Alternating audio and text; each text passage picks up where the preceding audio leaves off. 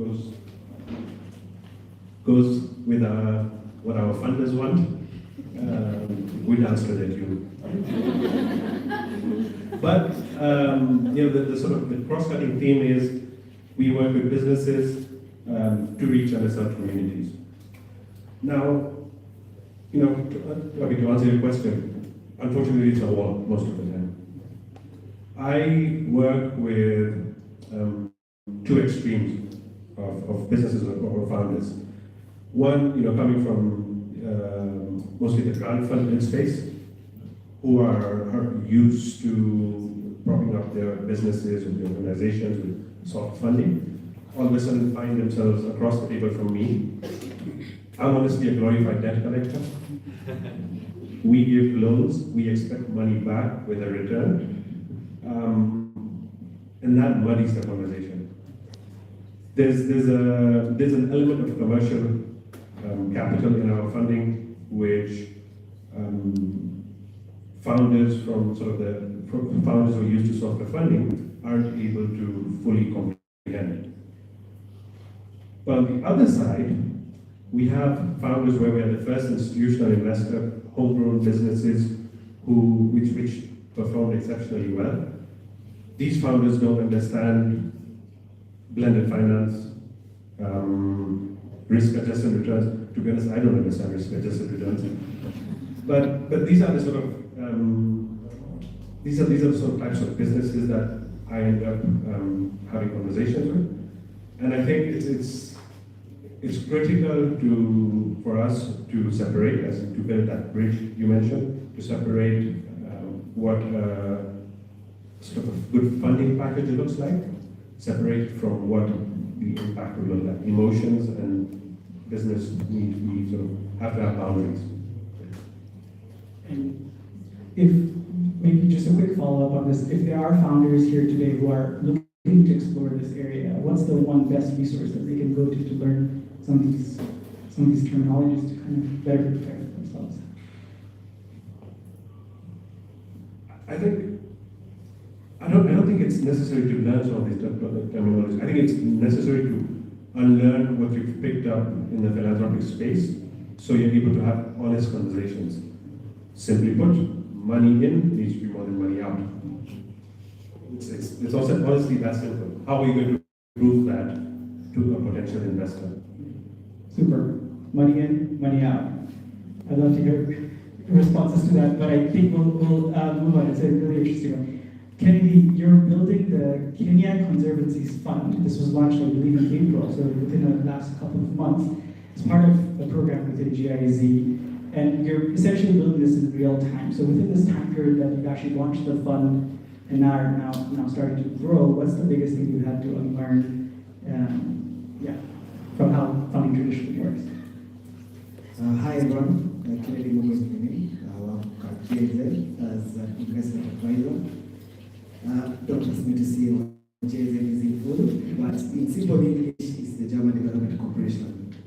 And we have different interventions in different sectors, from governance, anything and everything in between to private sector.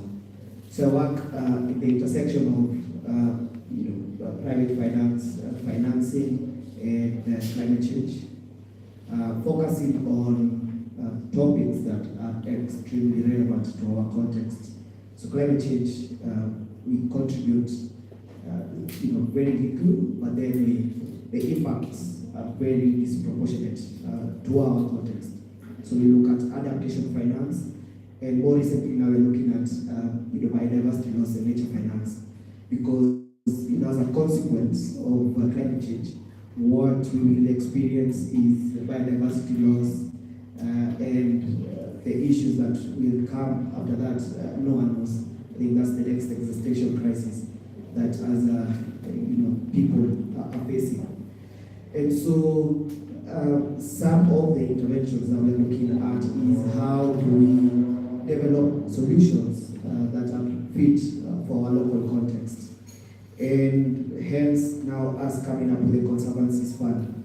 Now one statistic is that almost 70% of, approximately 70% estimates that wildlife in Kenya live within conservancies and not protected areas.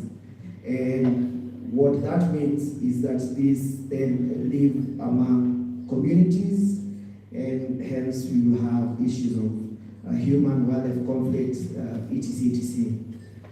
What do we do so that we can avoid such, but also ensuring that conservation happens?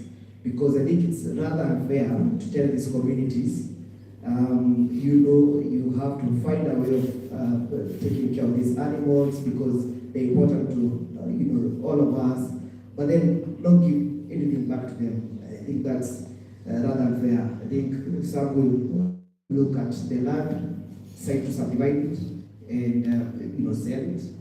That's an issue. Some might look at agriculture that is not fit for such an environment.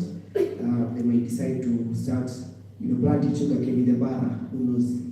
And to avoid that, then you have to come up with an intervention that is okay for them. So for the fund, what we are really targeting is how do we make conservancies, first of all, economically viable, and building that from dependency to sustainability. And then sustainability here, I'm talking about even the numbers. So not only how they do conservation sustainably, but then how do they make money?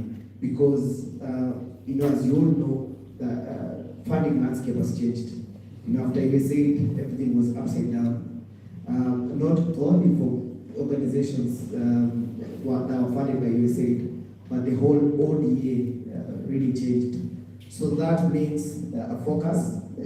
First of all, it shrinked, and then a focus shifted. So now we are being increasingly asked, to bring projects that can leverage private financing. So a euro that GIZ puts in should at least leverage 3 euros from the private sector. And how do we do that? So we're in the process of building this fund, where we are looking at a blended structure. Our money will, of course, go towards building the capacities for these conservancies from either governance, dealing with structural issues, but also helping them set up nature-based enterprises so that they can become economically viable units. And I think that is a shift that most people should be aware of. I don't think it's only for our organization, but generally everyone in this particular space is moving towards that. For sure. Thank you so much, Kennedy. I want to move on to Beatrice, and then I think a question for both of you. What's one small block and one not so small block between you and the partners that you try to work with and fund? I think the smaller block is, and I'm going to be biased to local leaders because I'm really passionate about local leadership. The small block, which I believe we are all capable of moving as funders and as doers, is professionalizing local entities. Because a lot of funding sometimes is stopped because we say they don't have capacity, and capacity in terms of ability to handle big money, the teams to manage big money, the reach. But that's a small thing because we have willing actors, willing to learn, willing to implement. So that's a big thing that we wake up thinking about every day for the partners we support. It will be easier for us because we have less partners than people would have to deliberately do that. But the bigger block is we have professionalized these institutions. How do we move big money to local entities that are often left to deal with crises when big aid stops? We saw it happen during COVID, we've seen it happen after USAID. It's the local organizations or left with beneficiaries on ground. You have to keep the lights on, you have to keep providing whatever service it is, whether it's healthcare, whether it's education. You're the face of the community, but how do you build these institutions to be so strong that now big money and based on trust can come to this local entity? And an even bigger block, how can you make this money unrestricted? We give these people leeway because they know the challenges, they have the solutions, and because they're professional, they can be trusted, then big money can come. So that's a big thing that we wake up thinking about.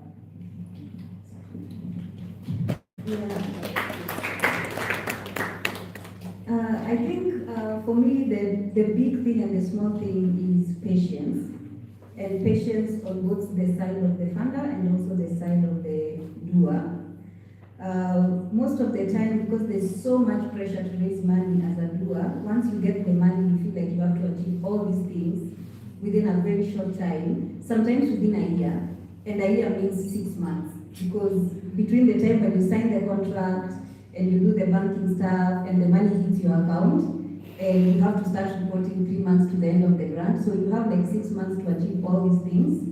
And there's so much pressure. And most of the time you end up not doing your best because you just want to get the next money, especially if it's a 1-year funding and you just have to keep repeating. So in addition to what she said, multi-year and restricted funding, so that people can do the work properly without this pressure to dance to the tune of the funder. But also from the funder's side, a lot of funders expect magic when they are giving, most of the time, very little.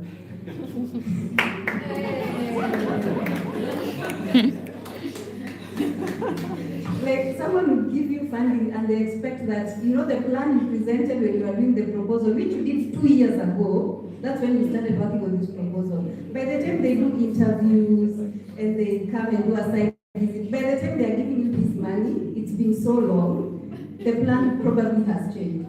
But yet they expect you to achieve those results, have proper M&D systems in place, and this funding was restricted. You can't even pay yourself. How are you going to hire an M&D person? But then the report has to be really good. So like for the funders as well, just patience. Sometimes the first funding is just a get-to-know grant. Let the person take the money. Maybe they can even buy a laptop or do something for their team. And I'm saying this because we support a lot of early stage organizations, and a lot of times when we tell them our funding is unrestricted, they don't believe us. They still go and construct a classroom and build it by single classroom, because that's how we operate in this sector, is that every money that comes with so many streams, that even if I tell you for real it's unrestricted, you're like, no, it's a trick. You know, so for the funders as well to just be patient.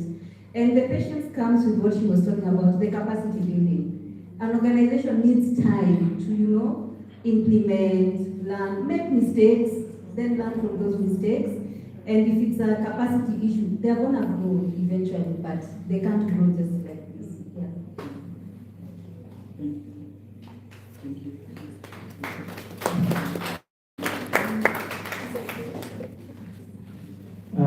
Thank you so much for that. Yesterday we were working on budgets, so the fellows have been with us the whole week. It's a retreat, and so we've been working on building out their budgets, and one of the toughest conversations we had was about paying themselves and how many times they're not paying themselves. And oftentimes it's never a part of the proposal, it's not part of the consideration. And working through that, I think it took us a couple of hours of just thinking through, like, you know, how do we go about having that conversation? With unrestricted, it's amazing. I wish everyone was a funder like you. We all wish that, right? And yet, I think the reality is, like, most often the organizations are dealing with that 20% or whatever that arbitrary number is, and that 1 year, which I always wonder who came up with that 1 year thing, like it has to be done in 1 year. Okay, this is a question focusing on the other side of reviewing proposals. Some of you are reviewing pitch decks, investment proposals as well. What's your most common frustration when you're dealing with or reading a proposal or an investment deck from a founder? Maybe Kennedy and then Darshan. Yeah, I mean, for us, as I mentioned, there has been a shift on how we are viewing funding and how we are, you know, looking at putting in money. I think one of the frustrations that we do face now is the overemphasis of sometimes the impact, saying this with a lot of caution, but not looking at the fundamentals. So a good story is a good story. But if the fundamentals are not there, I'm sure Dash will not look even at the second slide. And that goes to even other funders. So I think and even for us, it's a difficult one. Where do we strike that particular balance of the fundamentals, the bottom line, as well as the impact of the story. And for some sectors, and if indeed it's a social enterprise, then it has to have fundamentals. Otherwise, then it's not a social enterprise. I think that's my take on it. Yeah, I mean, I think adding on to what Kennedy said and just sort of echoing what a lot of people on stage have said today is we need to establish trust, right? So before I meet or start considering a person, a business, an individual seriously, I'm going to look at the team, do some background check, something. I'll find out a few things, and I will test it in the first or second meeting. So if that transparency is not there, I have to, how our typical investment process works is the relationship manager has to go in and advocate for that. Now, if that trust hasn't been established, the advocacy doesn't exist. Second, or I think another very common thing is inconsistencies. For some reason, I've met business owners who don't understand their own model, sort of like have, right? Give you the pulse of a business. I've met people who have no idea.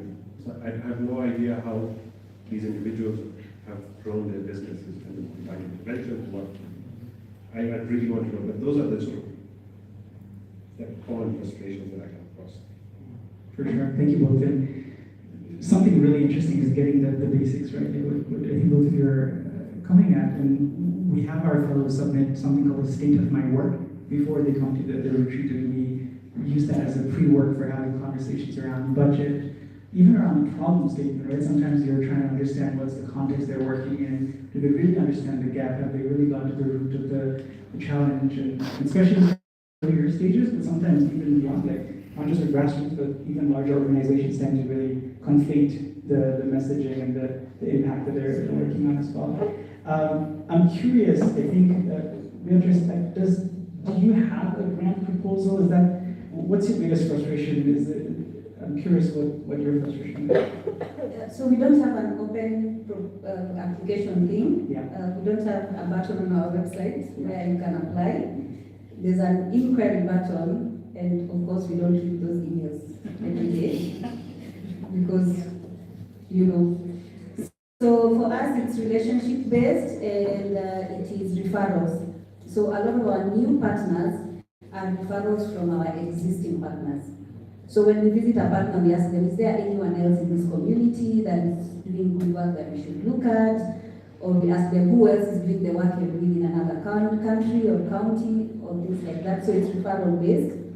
And then we also get referrals from funder friends like PFE and Israel Family Foundation. Some of their people are here. So it's referral based, and then maybe I come here and I meet someone and then a conversation starts. But the biggest challenge is usually for me when I'm reading things is when I can't understand what I'm reading.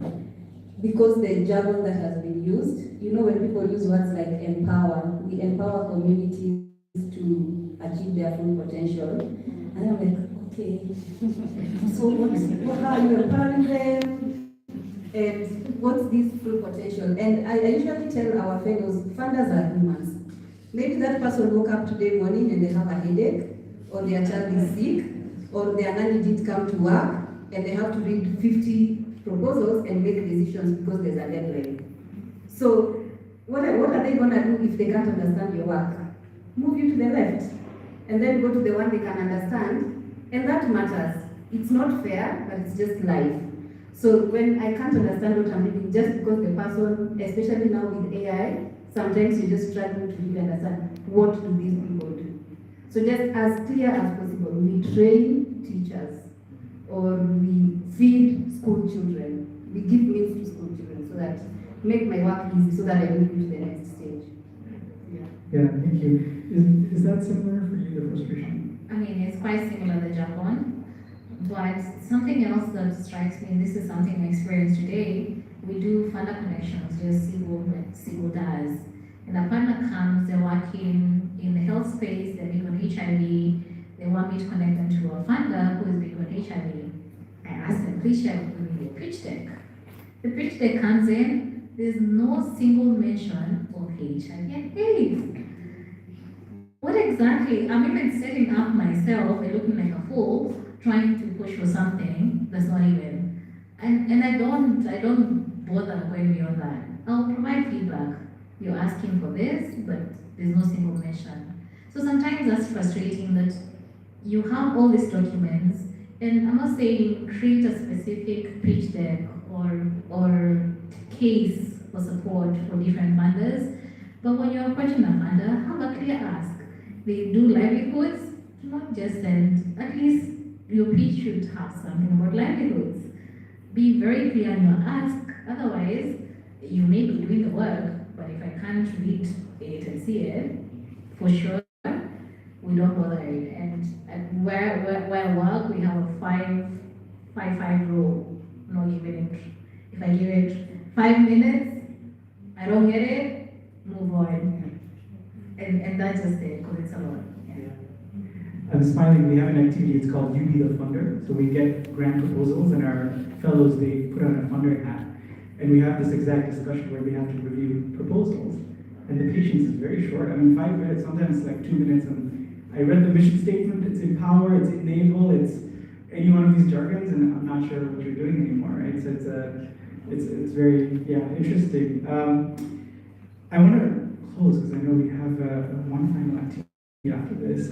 So last question, tell us, this is a lighter one, tell us a story about a time at your current work, or maybe past as well, when you laughed out loud or nearly cried. Dennis, I'll start with you. This is very recent. In March, we had a gathering for our partners in Nairobi, and they insisted that we have to do karaoke. And I said, guys, I've already worked too hard, I've built a program for 4 days, I'm not doing karaoke, please. And these guys found a projector, found a computer, found a room, convinced the hotel to give them a room at night, and found drinks, and they did karaoke. And the room didn't even have internet, so they were even hotspotting. But just walking into that room and seeing the determination that these guys had to do this thing made me so happy. And I felt like my job of community building was really done. And just quickly, what's your karaoke song? Are you gonna make me sing? No, it was on the screen, but no, not anymore. Darshan, what about you?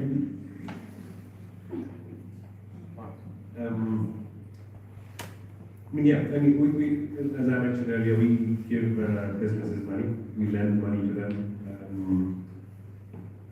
More often than not, we accompany the money with technical assistance, right? Just to prepare the business to absorb that money. So in the not so distant past, I worked with a certain business, social enterprise. This guy works with, I think, 4,000 farmers, buys from them, and money comes in. A few months later, all that money is gone. Siphoned out by all of the staff, unfortunately. Part of my job description is to work with businesses, advise, work on processes, systems, etc., etc. So we managed to sort of build the business back up, excruciating process. But last month, and I kid you not, this guy comes back, says he got robbed again by the same staff member. Yeah, exactly. I don't know how to take it, right? Laugh or cry.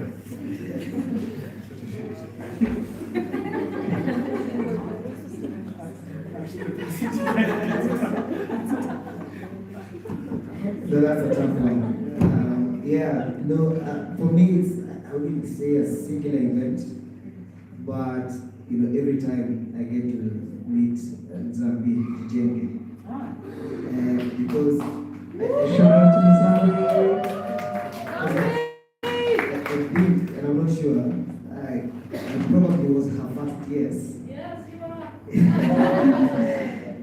yes, that was my first yes in a previous life when they were starting out, and I think we gave something slightly below $2,000.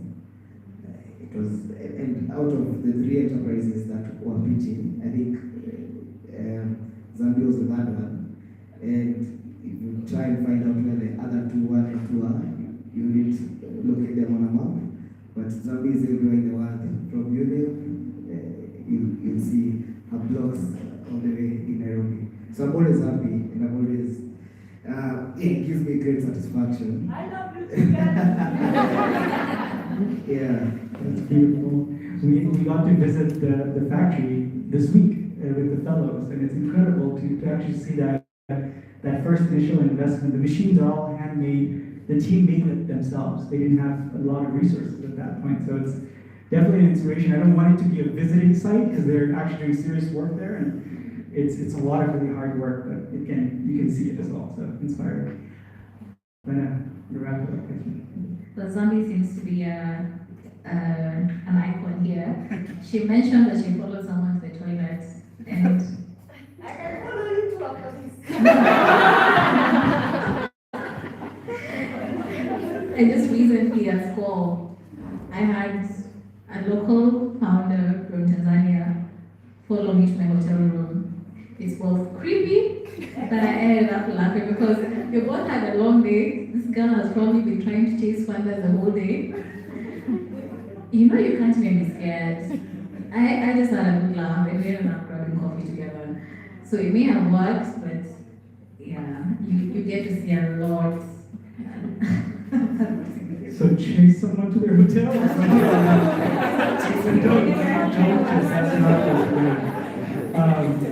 Thank you all for sharing. It's been such a pleasure to learn from you. I know you are probably taking a lot from this conversation as well, and I hope you'll continue kind of this conversation. I think the biggest thing I'm taking away from this is that a big part of the process is that trust, is that relationship, and then equally a big part of it is having your things figured out. And I think we can't prioritize one after another as well. So thank you all for being here. Please give them a huge round of applause.